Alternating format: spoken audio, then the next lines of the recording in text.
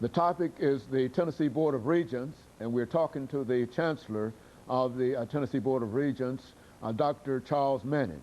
Of course, Dr. Manning, let me sort of tie into that second segment by having you to give us some information about technology within the SBR, the Tennessee Board of Regents system, and to perhaps say something about some of the challenges and some of the opportunities that you see within the range of what you're doing.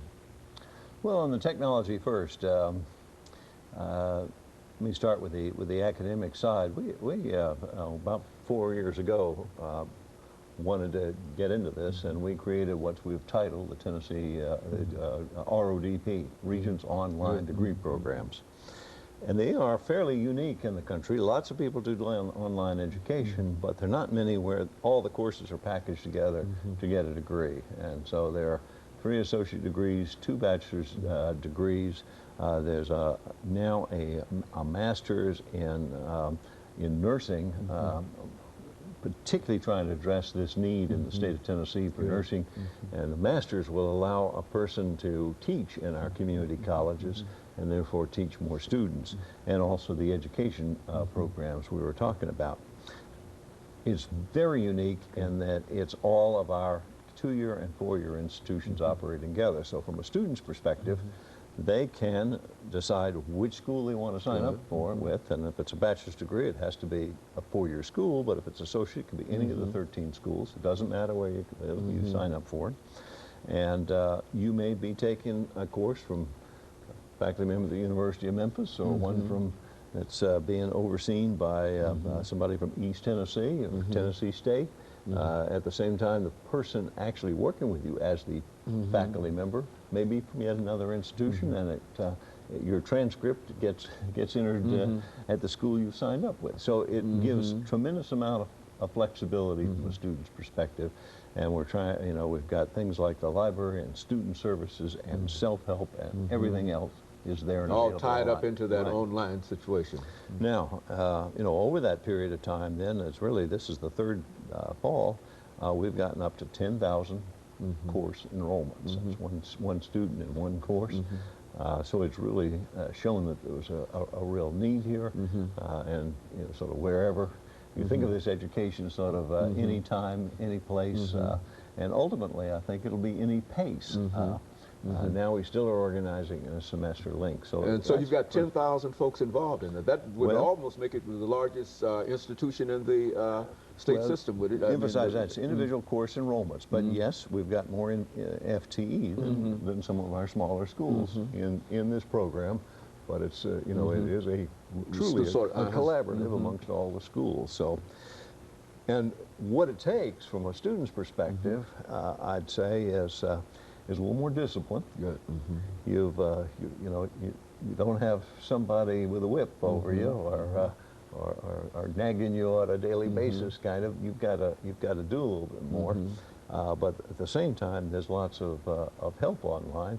And one of the most fascinating things to me about that kind of course experience versus in-class one is the faculty teach it, say, there are no wallflowers in online instruction. There aren't, a relatively small group who do all the talking, and some people stay quiet. It tends to be that everybody participates. It sort of reminds me of a little cartoon where a dog was there at a keyboard, and he says, "I love online. Nobody knows you're a dog." Well, everybody feels comfortable doing that, and that really helps the education, and it's great. Now, on the kind of administrative side, we also are trying to be responsive in, being online to do things rather than in line to do things. So that things like registration processes, payment processes, checking on your grades. We can't really do this yet, but our systems we want to put in so that you could do your own kind of course audit against your degree. What am I lacking, and be able to check on that yourself and put fewer people between you and getting the information you want. So sort of all those administrative things we're trying to get in an online mode. So in a real sense, you can almost level the field of play against other institutions if you've got enough technology and enough computers and et cetera to sort of use other resources that you don't have available on your campus? Well, you know, certainly in terms of the development of as many courses we did, this collaborative made it possible. Individual schools couldn't have done that. Plus, you know, it's kind of like you know, a collection development in a library. If we've got multiple libraries here and you choose to specialize in one thing and they specialize in another, and I do, then the citizens in that area have access to a lot more things than if we're competing, trying to do exactly the same thing that spreads that resource out more. Now, in terms of, you know, actual instruction, there's sort of the illusion that one faculty member could teach millions. Well, if they're writing your everyone in that class is writing your emails every day. Yes. You know, you start to see that you can't do that. In fact, there is more interaction. It takes a great deal. So there's not a limitless class size in that regard, but it certainly makes it possible for people who have very busy schedules or are in remote areas to and people who are determined to take advantage of it. Yeah, they have to have the will, but they can tack that into their life. I'd say the you know, the real challenges that we have. I heard a news report, I don't know, about 2 months ago. It was interesting that the port in Los Angeles is growing, a lot more trade coming in and out of there, and they were hiring some more longshoremen, a few hundred longshoremen. And more than 100,000 people applied for those jobs. Now, my take-home lesson for that is that there are very few positions where you don't need many skills or education to get started, but you make enough money to live a life and raise a family, you know, have health care, have retirement. There's so few of those available now that over 100,000 people apply. We've got in Tennessee to raise the education level so that we are competitive and that people can get those jobs. We can attract them and retain them and keep them. And that really is, that's a very, very big challenge. You know, the national program of No Child Left Behind. Good. That, you know, that sounds like apple pie motherhood. Who wouldn't? But you know, higher education hasn't behaved that way. I'm old enough that you know, one of my classes it did happen. Faculty member says, look to the left of you, look to the right of you. One of you won't be here at graduation day. And that was a mark of pride that that this was a good, tough school.